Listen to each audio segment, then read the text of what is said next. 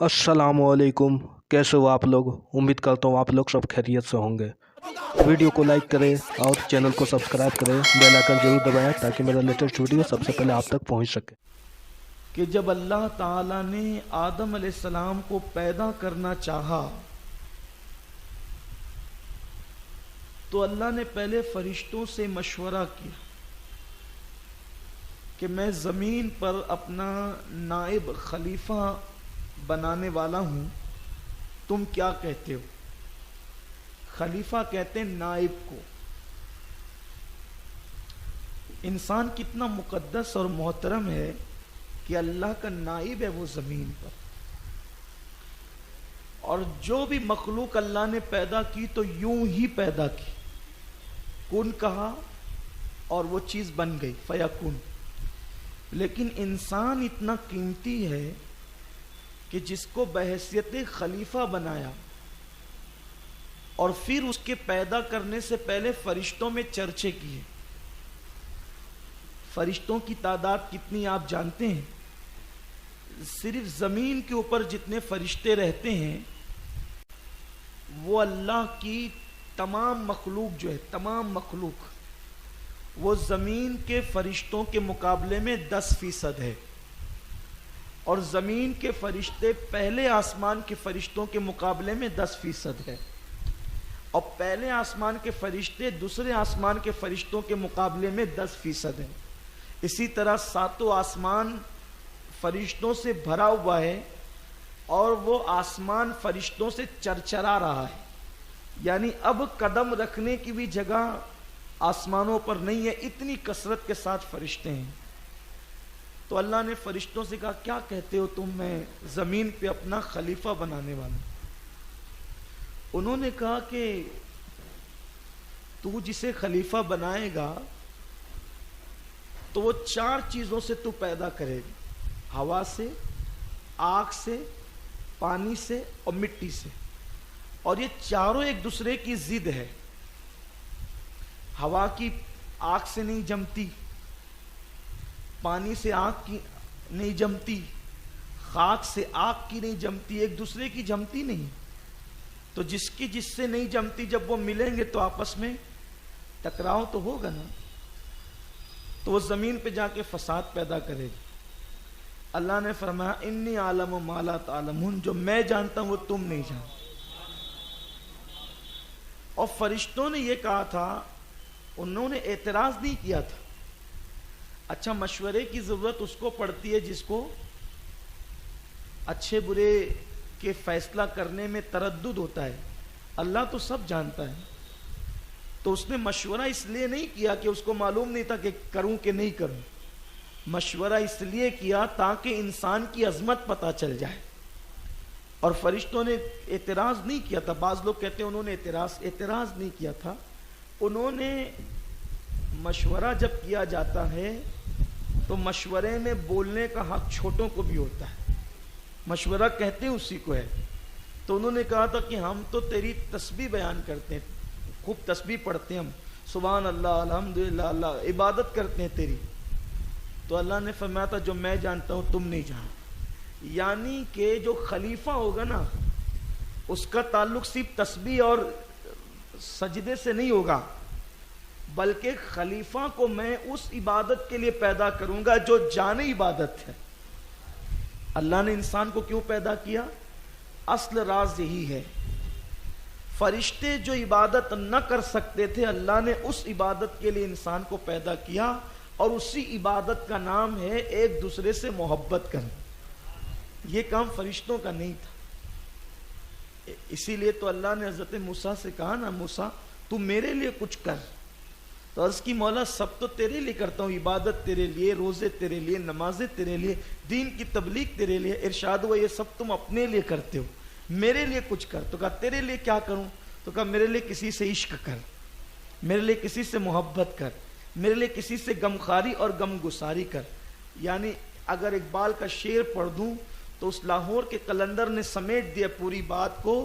दर्द दिल के वास्ते पैदा किया इंसान को, वरना इबादत के लिए कुछ कम न थे कर्रों बया।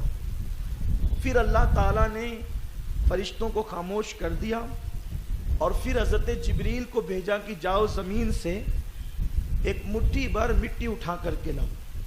یہ زمین پہ آئے اور زمین سے کہا کہ میں تو اس سے مٹھی بھر مٹی لے جانا چاہتا ہوں. تو زمین نے کہا کیوں؟ تو کہا اللہ انسان پیدا کرنے والا ہے اور انسان کچھ نیکی کریں گے تو وہ جنت میں جائیں گے اور کچھ گناہ کریں گے تو جہنم میں جائیں گے. تو وہ بہت روئی گڑ گڑائی, وہ آہو زاری کی, اس نے بڑی عاجزی کی کہ آپ ایسا نہیں کریں کیونکہ آدھے جنت میں جائیں گے یا کچھ جنت میں جائیں گے کچھ جہنم میں جائیں گے, تو میرا تو کچھ حصہ جہنم میں جلے گا نا, تو آپ مجھ پہ رحم کریں, مجھے ایسے ڈیوائیڈ نہیں کریں, تقسیم نہیں کریں آپ.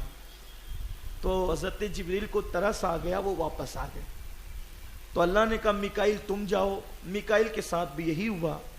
پھر کہا کہ اسرافیل تم جاؤ, اسرافیل کو بھی ترس آ گیا, وہ بھی واپس آ گئے. اللہ نے کہا ملک الموت کو اسرائیل کو تم جاؤ. یہ آئے تو ویسی اس نے عاجزی کی. اسرائیل نے کہا میں تیری ایک نہیں سنوں گا, اس لیے کہ میں اپنے اللہ کا فرما بردار ہوں اور میں تیری نہیں سننے والا, میں تو اپنے اللہ کی فرما برداری کروں گا. اور مٹی اٹھا لی. تو اللہ نے کہا کہ روح نکالنے بھی اب تم ہی جان. الگ کرنے گئے تھے تو اب مٹی کو ملانے بھی. اب اسرائیل جب زمین کی آہو بکا پر ترس نہیں کھایا, اس لیے جبریل کسی کے رونے رلانے, حضرت اسرائیل کسی کے رونے رلانے پہ ترس نہیں کھاتے, وہ نکال لے آتے ہیں. اگر جبریل و میکائیل ہوتے تو وہ تو ترس کھا جاتے. اس کو ترس نہیں آتا جس کو ملک الموت کہتے ہیں, وہ تو اللہ کے حکم پہ عمل کرتا ہے. تو وہ مٹی اٹھائی, اور وہ مٹی بھی جو تھی نا وہ 60 قسم کی مٹی تھی. وہ جو مٹھی بھر مٹی تھی اس میں 60 رنگ تھے, 60 قسم کے رنگ تھے, کالا, سفید, سرخ, ایسے 60 قسم کے رنگ. اسی لیے دنیا میں 60 قسم کے لوگ پائے جاتے ہیں. ایشیا والوں کو دیکھو تو الگ کلر, افریقہ والوں کو دیکھو تو الگ کلر, اسی طریقے سے ہر ایک کے کلر الگ الگ ہے, لیکن وہ ہے 60 قسم پر. یعنی جتنی مٹی کے کلر تھے نا بس اتنے ہی کلر انسانوں کے بھی ہیں. کسی کو دیکھو تو ناک کھڑی ہے, کسی کی ناک چھوٹی ہے, کسی کی ناک چپٹی ہے, کسی کی ناک اٹھی ہوئی ہے نا, یہ سب ناک الگ الگ ہے. آنکھیں بھی چھوٹی کسی کی بڑی ہے, یہ ہے.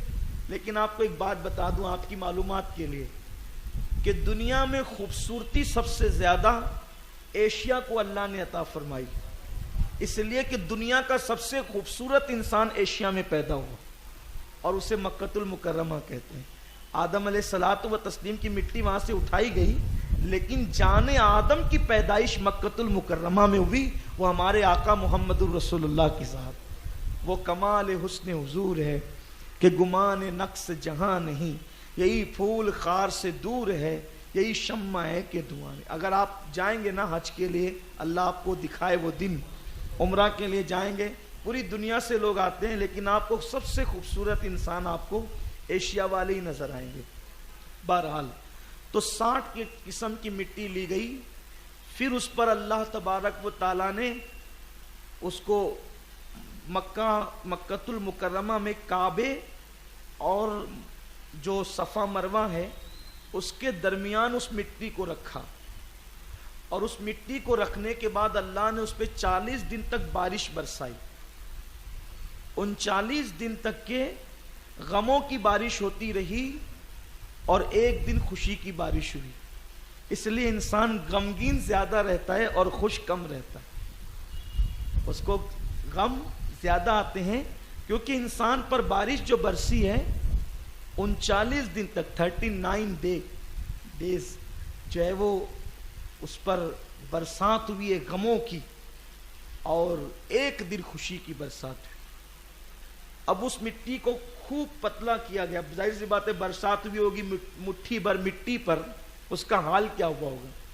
پھر اللہ تعالیٰ نے اس پہ ہوائیں چلائی تو وہ گارا بن گئی اور اس میں سے بو آنے لگی, یعنی کھنکتی ہوئی مٹی. پھر فرشتے اس کو جنت میں اٹھا کر کے لائے. یہ سب کام اللہ فرشتوں سے کروا رہا ہے. اسی لیے کہ ذرا دیکھیں کہ یہ مٹی والا آدمی کچھ نہیں ہے, جو اصل ہے نا وہ کیا ہے وہ آگے چل کے آپ کو پتا چلے. پھر فرشتے اس کو لائے اور اللہ نے اپنے دست قدرت سے اپنے ہاتھوں سے آدم علیہ السلام کا پورا جسم بنایا. تو جب آدم علیہ السلام کا مجسمہ بن کر تیار ہو گیا اور بہت خوبصورت بنایا تھا اللہ نے. آدم بڑے خوبصورت تھے اور بڑے اونچے قد کے تھے. 90 فٹ ان کا قد تھا آدم علیہ السلام کا. 90 فٹ کا قد تھا. اور چوڑے جو تھے تقریباً 40 فٹ چوڑے تھے اور 90 فٹ لمبے تھے. آپ اندازہ کر سکتے ہیں, دیکھیں تو انسان کی ٹوپی گر جائے. 90 فٹ کس کو کہتے ہیں؟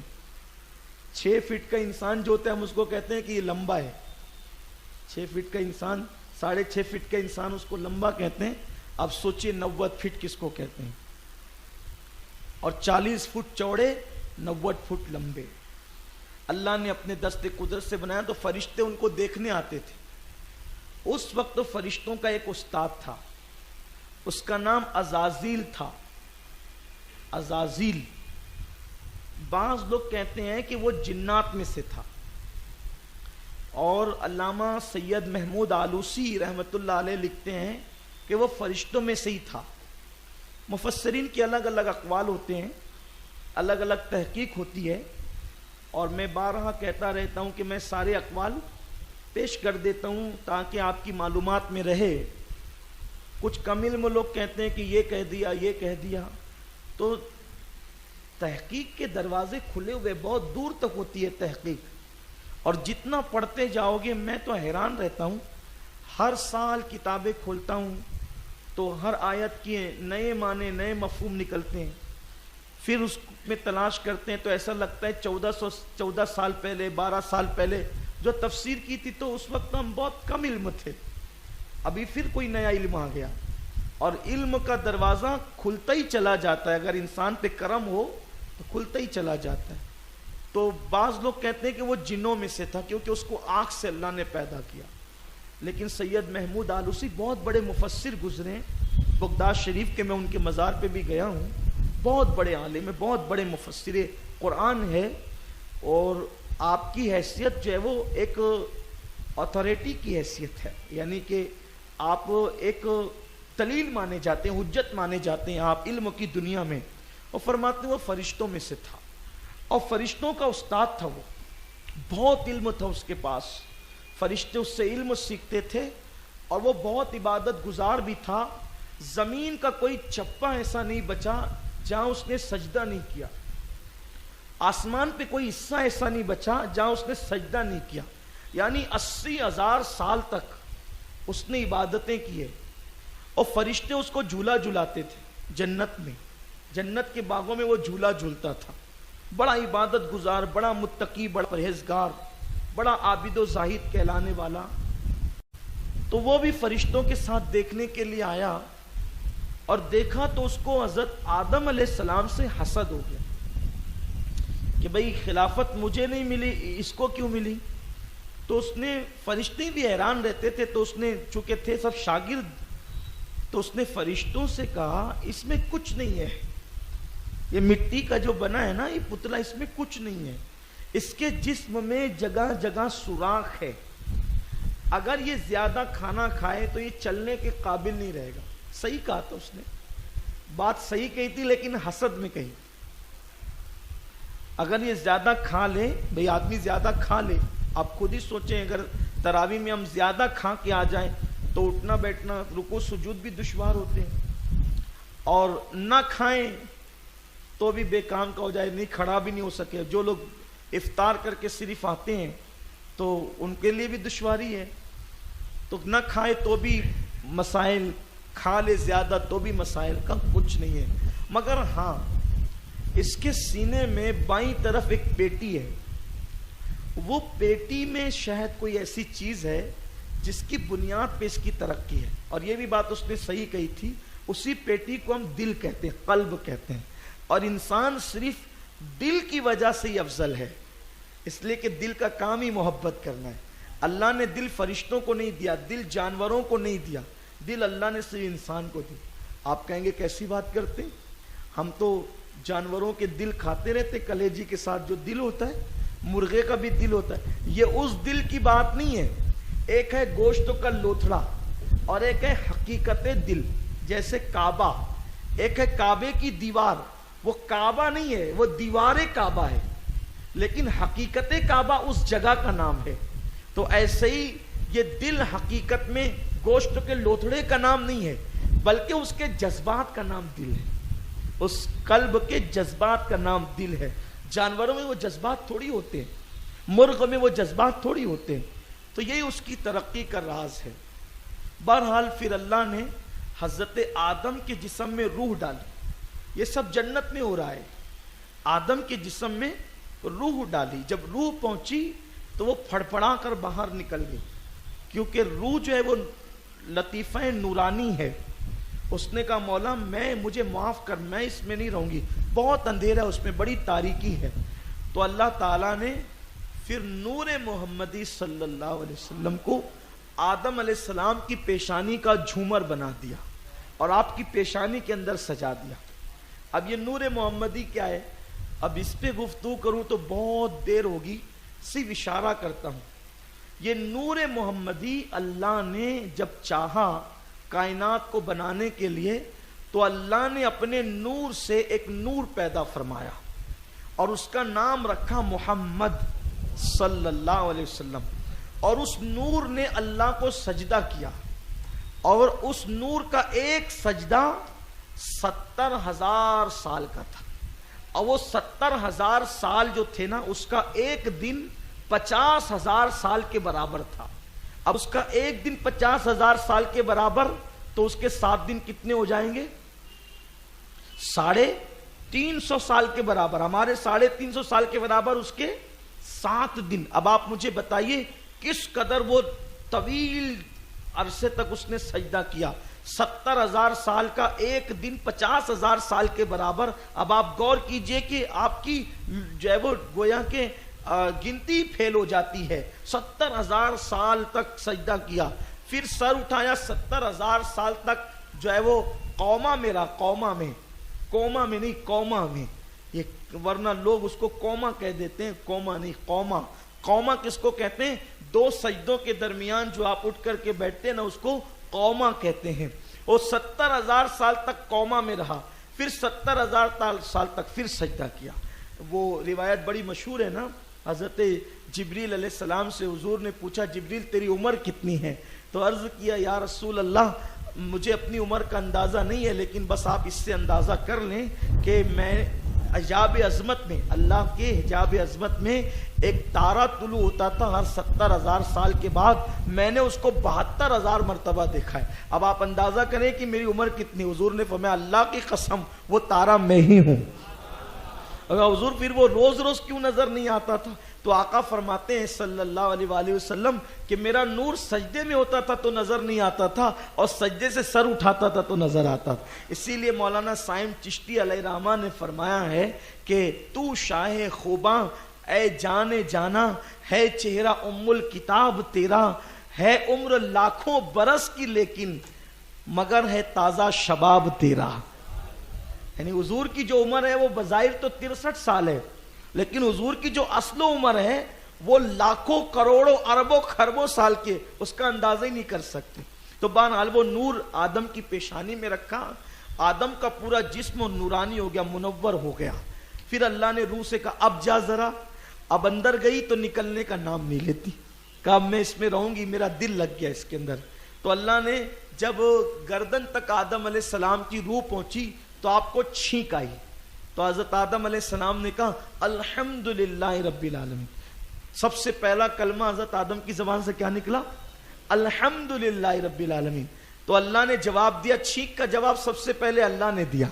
यानी छींक का जवाब देना ये अल्लाह की सुन्नत है। यरहमुकल्लाह अल्लाह ने फरमाया। फिर हजरत आदम अलैहिस्सलाम की कमर तक रूह आई ना, तो आदम अलैहिस्सलाम उठ के खड़े होना चाहते थे, गिर गए। तो अल्लाह ने कहा इंसान जल्दीबाज पैदा किया, यानी जल्दीबाजी करता है इंसान। फिर आदम अलैहिस्सलाम के पूरे जिस्म में रूह गई।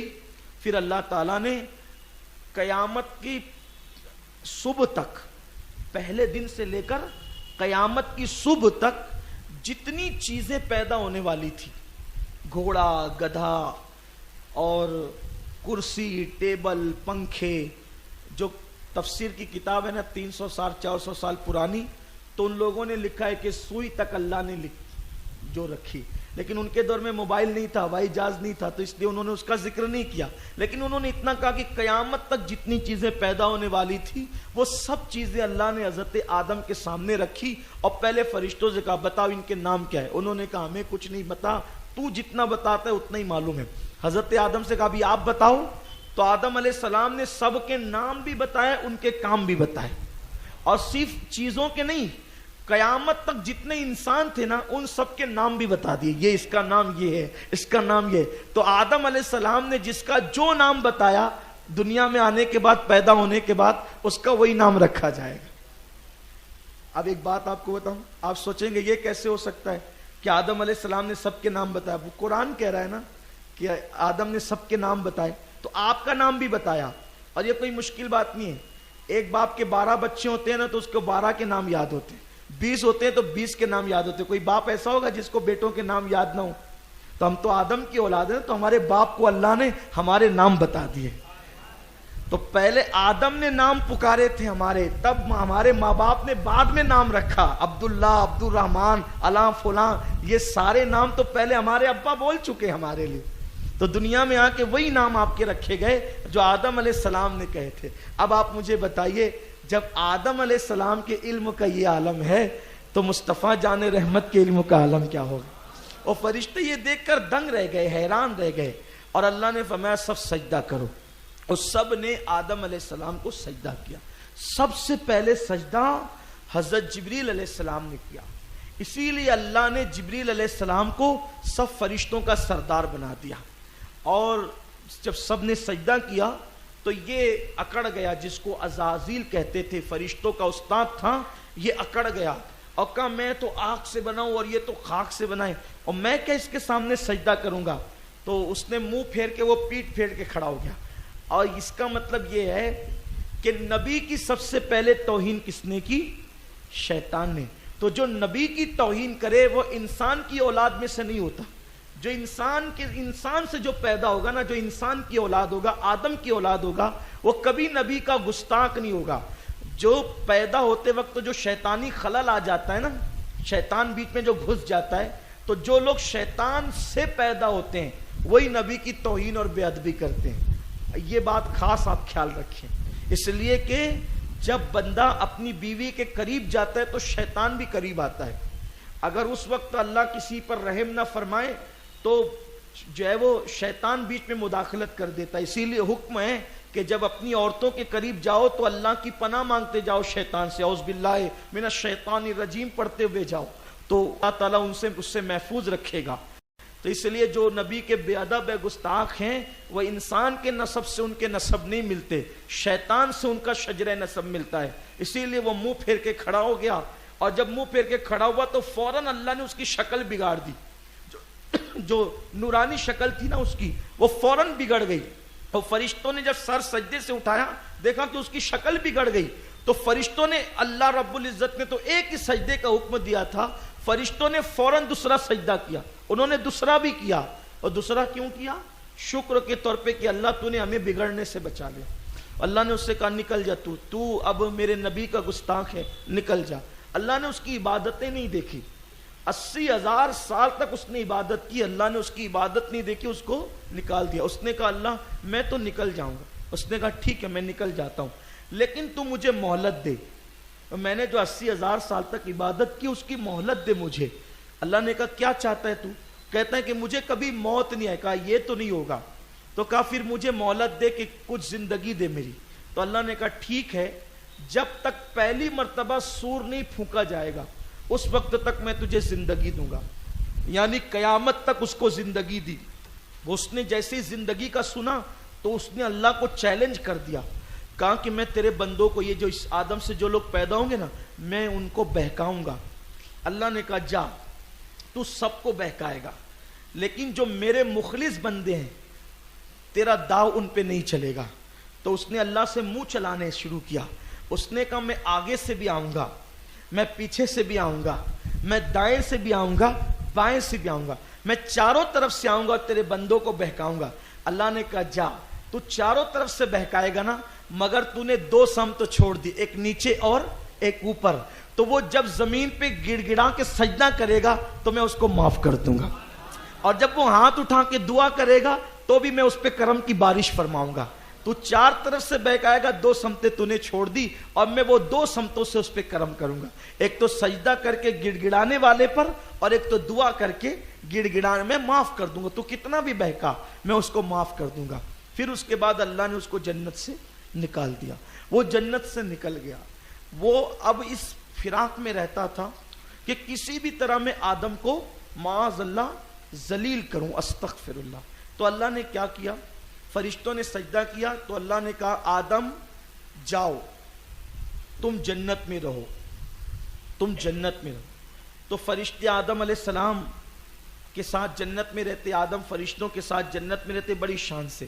ایک دن آدم علیہ السلام نے عرض کی, اللہ تیری جنت میں کوئی میری طرح نہیں ہے, کسی کو میری طرح پیدا کر. تو اللہ نے حضرت آدم علیہ السلام پر اونگ طاری کی, کیونکہ جنت میں نیند نہیں ہے, نیند نہیں ہے.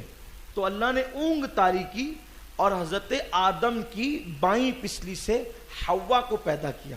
یہ حوا بنائے حی سے, چونکہ یہ زندہ سے پیدا کی گئی ہے اس لیے ان کا نام حوا ہوا, یعنی زندہ سے پیدا ہونے والی. بہت خوبصورت تھی حضرت حوا. آدم علیہ السلام جیسے اس کے قریب جانے لگے, اللہ نے کہا رک, ابھی تیرا نکاح نہیں ہوا. تو اللہ نے فرشتوں کی موجودگی میں حضرت آدم علیہ السلام کا نکاح کروا دیا. اب آدم علیہ السلام جب پھر قریب جانے لگے تو اللہ نے کہا ابھی رک, ابھی مہر ادا کر. تو آدم علیہ السلام نے کہا کیا مہر ہے؟ تو فرمایا میرے محبوب پہ درود پڑھ. آپ بھی اپنے بابا آدم کی سنت پہ عمل کرتے ہوئے درود پڑھ دیں. اللہ رب محمد صلی اللہ علیہ وسلم نحن عباد محمد صلی اللہ علیہ وسلم. فرمایا میرے محبوب پہ درود پڑھ. بعض روایتوں میں آتا ہے کہ 2 مرتبہ پڑھ, بعض میں آتا ہے کہ 7 مرتبہ پڑھ, بعض میں آتا ہے 17 مرتبہ پڑھ, بعض میں آتا ہے 10 مرتبہ پڑھ, بعض میں آتا ہے 20 مرتبہ پڑھ. تعداد پتہ نہیں کتنی ہے, الگ الگ روایتیں, لیکن اس پر سب متفق ہے کہ درود پڑھ. اس سے پتہ چلا کہ حضور علیہ الصلوۃ و تسلیم پہ درود پڑھا تو حوا آدم علیہ السلام کے لیے حلال ہو گئی. اب آدم و حوا دونوں جنت میں شان سے رہنے لگے. اللہ نے کہا یہ ایک درخت ہے, اس درخت کے قریب نہیں جانا, اس کے پاس نہیں جانا. اور اللہ تبارک و تعالیٰ خود فرماتا ہے, آپ نے سنا ہے آج تراویح میں, کہ اللہ نے آدم علیہ السلام پر بھول طاری کر دی. دیکھو جو نبی ہوتا ہے نا وہ گناہ نہیں کرتا. گناہ کسے کہتے ہیں؟ جان بوجھ کر اللہ کی نافرمانی کرنے کو گناہ کہتے ہیں. اور بھول سے ہو جائے, جیسے کوئی بندہ روزے کی حالت میں جان بوجھ کے پانی پی لے تو روزہ ٹوٹ جائے گا, کھا لے تو روزہ ٹوٹ جائے گا, لیکن اگر بھول سے کھایا تو روزہ نہیں ٹوٹے گا. تو اس کا مطلب بھول سے گناہ نہیں ہوتا. بھول, اللہ تعالیٰ نے بھول طاری کر دی آدم علیہ السلام پر. آدم علیہ السلام کو اب اور ان کی بیوی حضرت حوا کو شیطان نے بہکانا شروع, وسوسے ڈالنا شروع کیا. جنت میں اس کا داخلہ ختم ہو گیا تھا, اب وہ جنت میں نہیں جا سکتا تھا. بعض لوگ بیان کرتے ہیں کہ وہ مور پہ چل کر کے گیا, سانپ پر بیٹھ کر کے گیا. یہ سب من گڑی گڑت روایت ہے, ایسا کچھ نہیں. جب اس کو جنت سے نکال دیا گیا تب وہ جنت میں نہیں جا سکتا تھا. پھر اس نے بہکایا کیسے؟ زمین پہ رہ کر اس نے وسوسے پھینکے, جیسے وسوسے ڈالتے ہیں ہمارے دلوں کے اندر, تو وسوسے ڈالے. کیسے وسوسے؟ اس نے یہ بتایا کہ اگر تم لوگ وہ درخت سے گندم نہیں کھاؤ گے, شجر ممنوع نہیں کھاؤ گے, تو اللہ تمہیں موت دے گا. اور کیسے موت دے گا؟ بہت تڑپ تڑپ کے مرو گے. اس نے زبان باہر نکال لی, آنکھیں بڑی بڑی کر لی, تڑپنے لگا.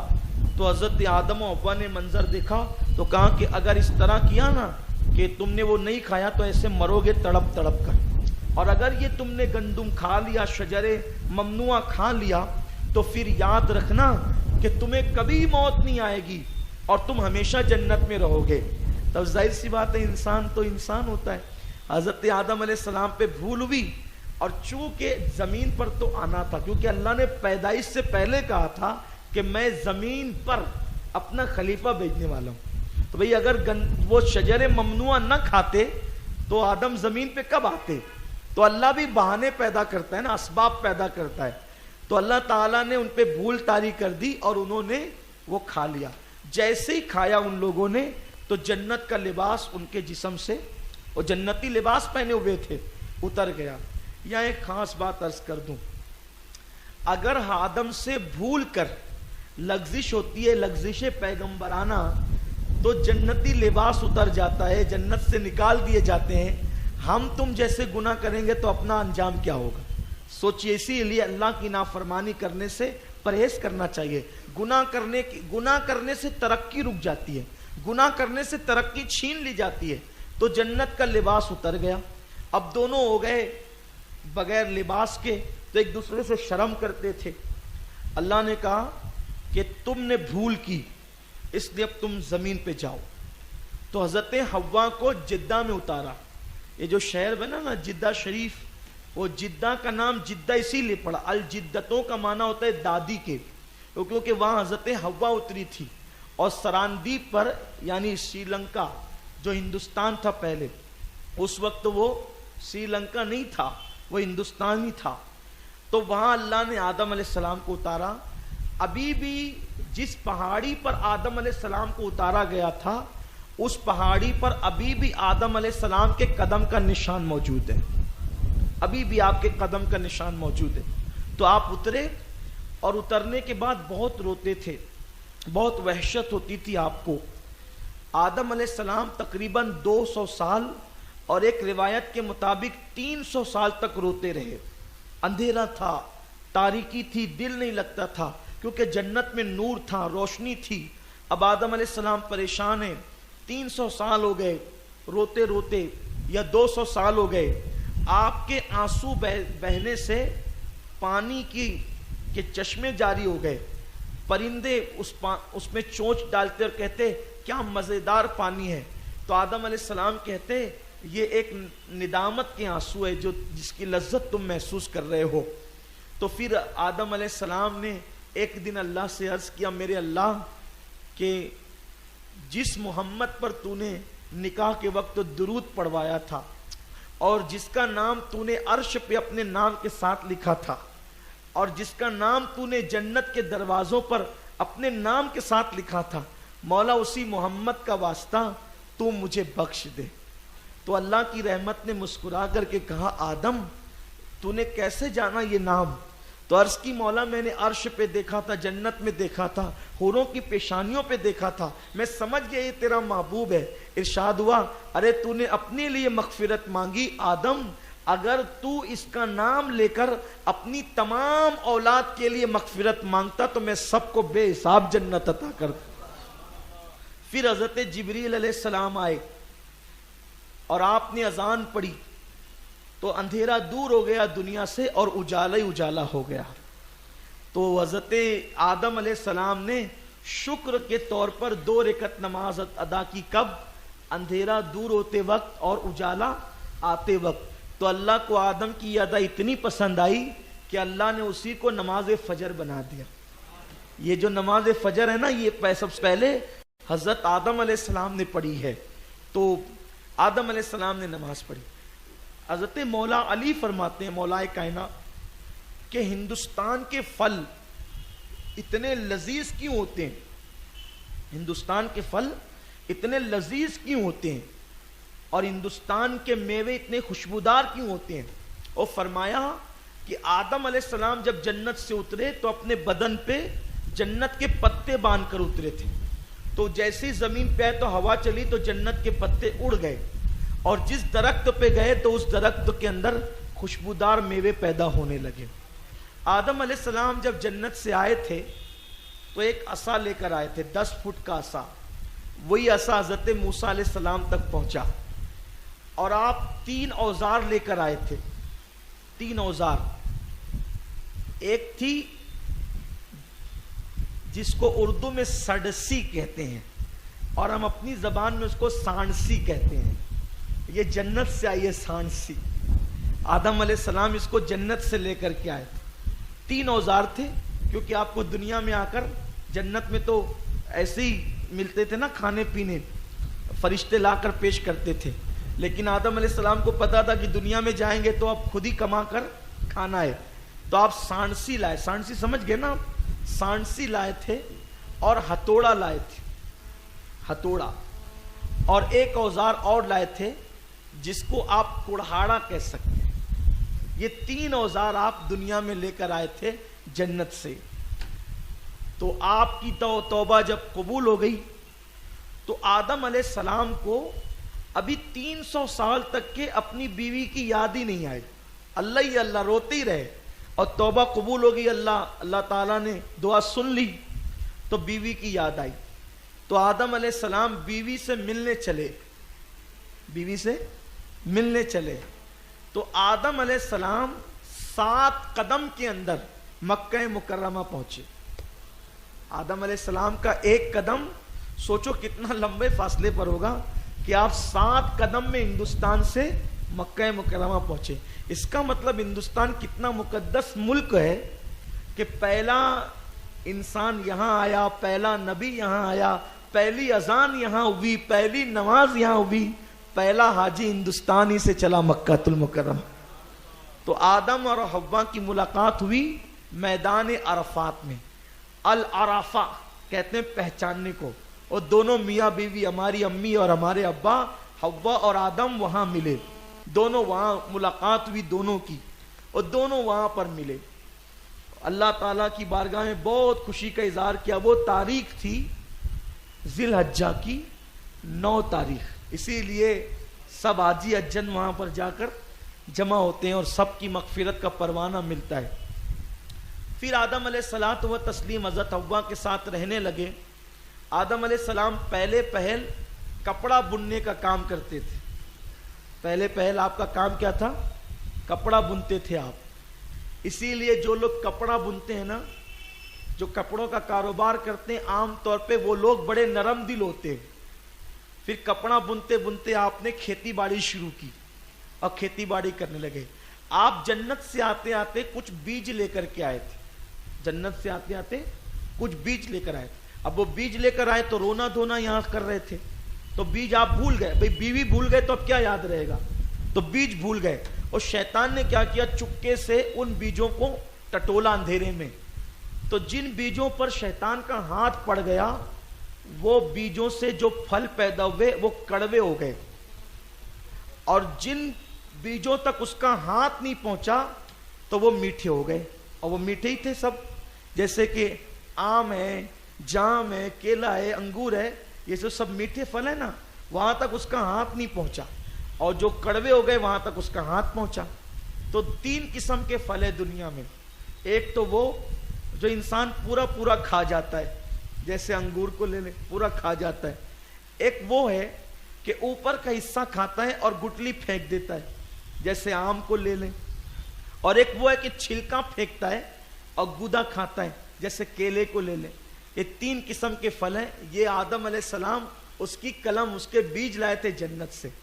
اسی لیے اگر جنت کے پھلوں کی لذت چکھنا ہے تو اس کا کچھ حصہ ان پھلوں, کچھ ہے ان پھلوں کے اندر.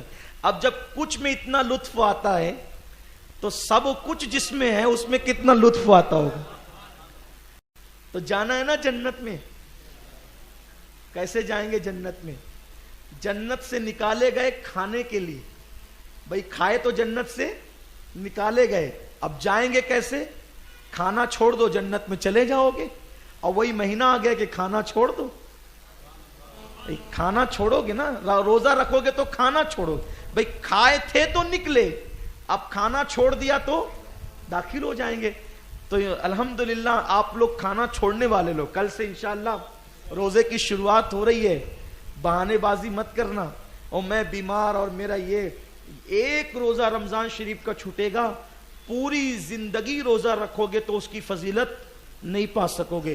عورتوں سے بھی کہتا ہوں کہ بہانے بازی نہیں کریں, روزہ رکھیں. جن دنوں اللہ نے معاف کیا ان دنوں معاف ہے. تو سیدنا آدم علیہ الصلوۃ والسلام جو ہے کھیتی باڑی کر رہے ہیں, پھل آپ نے بوئے ہیں, اب آپ اپنے کام میں لگ گئے. تو آدم علیہ السلام کو بچے پیدا ہونے لگے.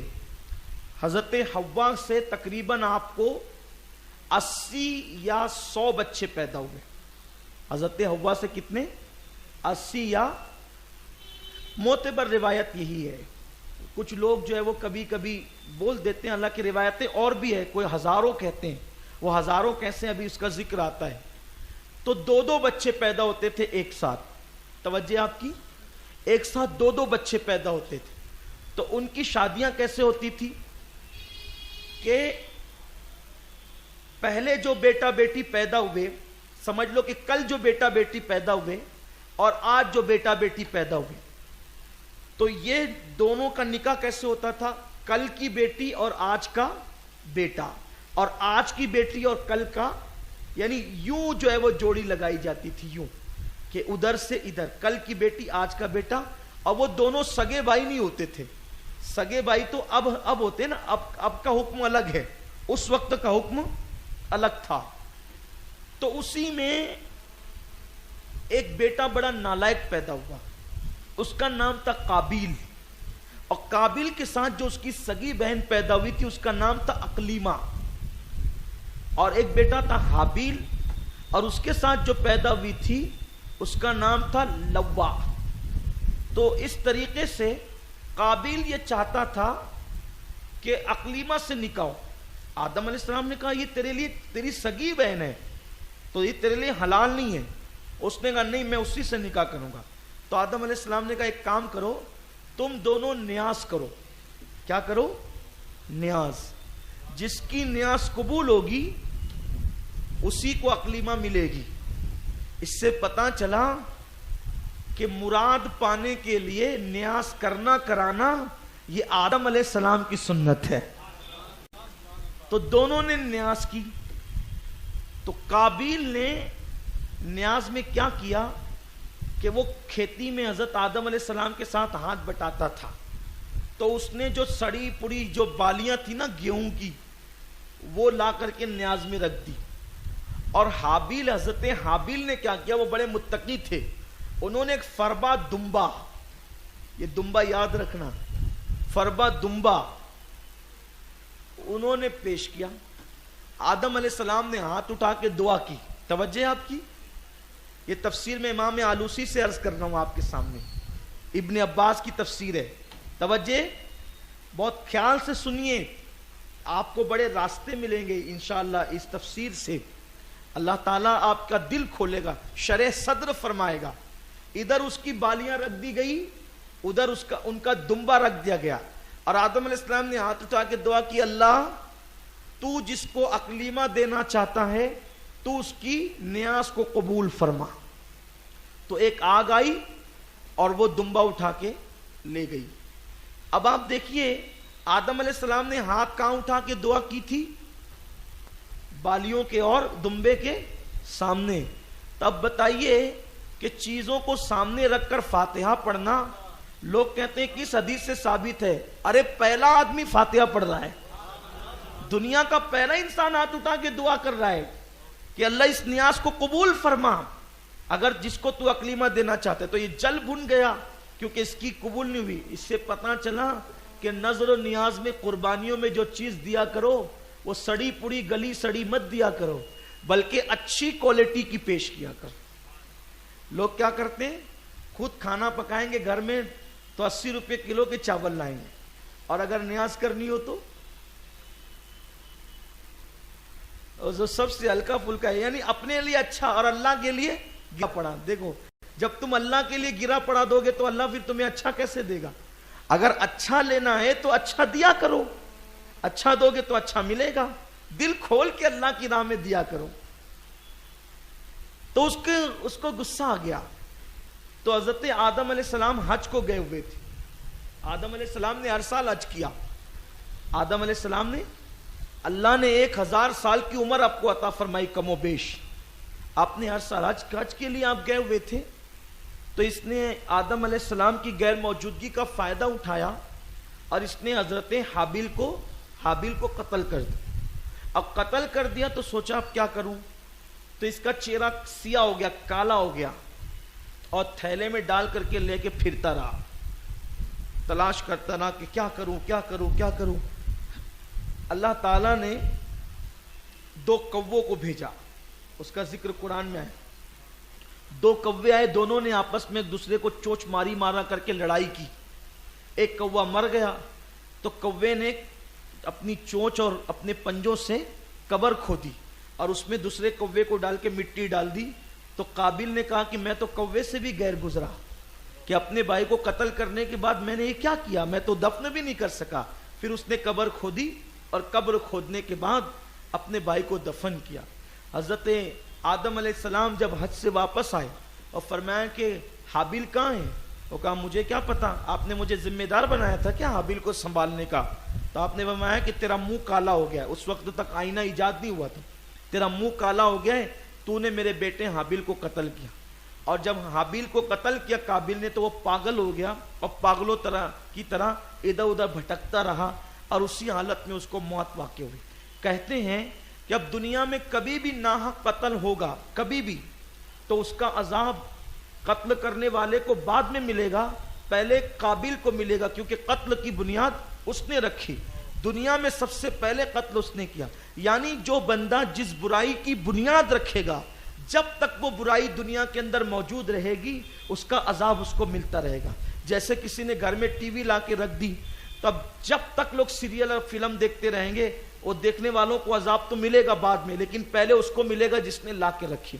جس نے گانے کی سی ڈی لائی تو سننے والوں کو عذاب تو ملے گا، لیکن ان کے گناہ میں کوئی کمی نہیں ہوگی، لانے والے کو ملے گا۔ اس کا خاص خیال رکھیں، کوئی برائی کی بنیاد آپ نہ رکھا کریں۔ بہرحال پھر آدم علیہ الصلوۃ والتسلیم کی زندگی اسی طرح گزرتی رہی اور سیدنا آدم علیہ السلام کی زندگی میں تقریباً 1,00,000 پوتے پوتیاں ہو گئے، 1,00,000 پوتے پوتیاں ہو گئے۔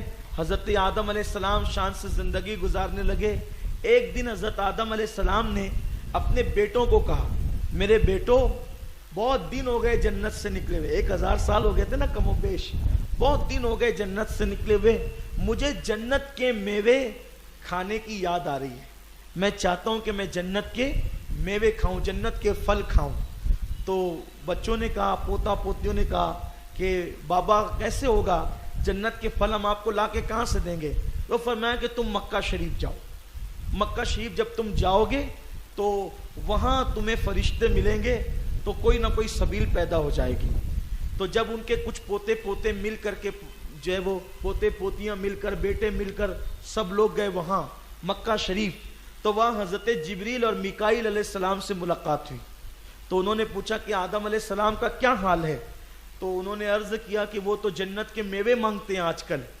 تو کہا اچھا ٹھیک ہے چلو، وہ سب آئے اور حضرت جبریل نے کہا جنت کے میوے کھانا ہے تو اب دنیا سے چلنا پڑے گا، چلیے وقت آ گیا ہے۔ تو حضرت آدم علیہ السلام نے کہا اگر آ گیا وقت تو پھر چلتے ہیں۔ اور پھر حضرت آدم علیہ السلام کی روح قبض کرنے کے لیے حضرت اسرائیل آئے۔ تو اسرائیل علیہ السلام جیسے آئے تو حضرت حوا دیکھ کے ڈر گئی اور حضرت آدم علیہ السلام کے دامن میں چھپنا چاہتی تھی کہ حضرت آدم نے کہا حوا اب دور رہو، اب ٹائم آ گیا ہے جدائی کا، اب ہم چلے۔ اور اس کے بعد حضرت آدم علیہ السلام کی روح حضرت اسرائیل نے ملک الموت نے نکال لی۔ اس طرح سے تقریباً 960 سال کی عمر میں آپ کا وصال ہوا۔ 1000 سال کی عمر اللہ نے دی تھی، لیکن آپ کا وصال کتنی سال کی عمر میں ہوا؟ 960 سال کی عمر۔ کیوں ایسا ہوا؟ حضرت داؤد علیہ السلام کو اللہ نے دکھایا کہ یہ تمہاری اولاد میں سے، ابھی ان کی زندگی میں آئے گی یہ بات، یہ تمہاری اولاد میں سے۔ کہ اللہ اس کو تو نے اتنی کم عمر کیوں دی؟ 40 سال کی صرف عمر دی۔ تو اللہ نے کہا ہم نے 40 سال کی دینی تھی، 40 سال کی دی۔ کہا مولا میری عمر میں سے 40 سال کاٹ کے اس کو دے دے۔ تو اللہ نے کہا ٹھیک ہے تمہاری 40 کٹ کر کے اس کو دے دیتے ہیں۔ تو 40 کٹ کر دی۔ تو جب 960 سال کی عمر میں ان کے لیے فرشتے آئے تو حضرت آدم نے کہا ابھی تو 960 ہی ہوئے، ابھی 40 باقی ہے۔ تو کہا آپ بھول گئے ہیں، 40 تو آپ کسی اور کو دے چکے ہیں۔ اور ایک روایت میں یہ بھی آیا ہے کہ آدم جب تو بندہ ہو کے اپنی 40 دے سکتا ہے تو جا ہم نے تیری 40 اور بڑھا دی، تجھے بھی گویا کہ 1000 سال کی عمر عطا کر دی۔ مختلف روایتیں۔ تو آدم علیہ السلام کی روح نکلی. پھر اس کے بعد حضرت جبریل علیہ السلام نے ان کے پوتا پوتیوں سے کہا دیکھو ہم جیسا کرتے ہیں تم لوگ غور سے دیکھو, اور اس کے بعد جب کسی کا انتقال ہوگا تو تم لوگ ایسے ہی کرنا جیسے ہم کر رہے ہیں. اور پھر ان لوگوں نے کیا کیا, آدم علیہ السلام کو اپنے ہاتھوں سے غسل دیا, اور غسل دے کر جنت سے کفن لائے, جنت کی خوشبو لائی, اور جنت سے سارے ساز و سامان لائے. آدم علیہ السلام کو جنت کا کفن پہنایا, جنت کی خوشبو لگائی, اور پھر جنازہ اٹھا کے لے کر کے چلے مکہ مکرمہ پہنچے. اور مکہ مکرمہ پہنچ کر آج کل جہاں کعبۃ اللہ ہے, اس وقت بھی وہاں کعبہ شریف موجود تھا, تو کعبۃ اللہ شریف کے پاس لے جا کر کے حضرت جبریل علیہ السلام نے آدم علیہ السلام کی نماز جنازہ پڑھائی. یہ وہ باتیں میں آپ کو بتا رہا ہوں کہ لوگ یہ باتیں عام طور پہ نہیں جانتے ہیں, ساری چیزیں نہیں جانتے ہیں, لیکن یہ قرآن کی برکت ہے, ماہ رمضان کی برکت ہے کہ ہماری قوم کو انبیاء کرام کے بارے میں جاننے کا آج موقع مل رہا ہے. تو حضرت جبریل علیہ السلام نے نماز پڑھائی, سارے فرشتے پیچھے مقتدی بنے, آپ کے پوتے پوتیاں وہ سب پیچھے لگے, اور اس کے بعد آپ کی نماز جنازہ ادا ہوئی. پھر فرشتے جنازہ اٹھا کر لے کر کے چلے اور مینا میں پہنچے, اور مینا میں پہنچنے کے بعد قبر کھودی, اور قبر کھودنے کے بعد مینا میں آج کل جہاں مسجد خیف ہے, مسجد خیف ابھی بنی ہوئی وہ مسجد, وہاں مسجد خیف میں, مسجد خیف تو بعد میں بنی, اسی جگہ پر حضرت آدم علیہ السلام کو دفن کیا گیا. یہ ایک روایت ہے. اور دوسری روایت یہ ہے کہ آدم علیہ السلام کو کعبہ اور صفا مروہ کے درمیان دفن کیا گیا. اور ایک روایت یہ ہے کہ آج کل جہاں حتیم ہے کعبۃ اللہ شریف کا, وہ حتیم کا حصہ, وہیں پر آدم علیہ السلام کی قبر ہے. لیکن زیادہ معتبر روایت کیا ہے جو میں نے پہلے بیان کی, یعنی مسجد خیف کے پاس حضرت آدم علیہ السلام کو دفن کیا گیا. یہ بہت مختصر میں نے کر کے, بہت لمبی چوڑی یہ داستان ہے, لیکن بہت شارٹ کر کے, کیونکہ روزانہ سننے آنا ہے اور ہمیں 1 گھنٹے میں محفل ختم بھی کر دینا ہے, تو میں نے بہت شارٹ کر کے مختصر کچھ باتیں عرض کی. اللہ تعالیٰ قبول فرمائے اور ہمیں اپنے باپ حضرت آدم علیہ السلام کے فیضان سے مالا مال فرمائے.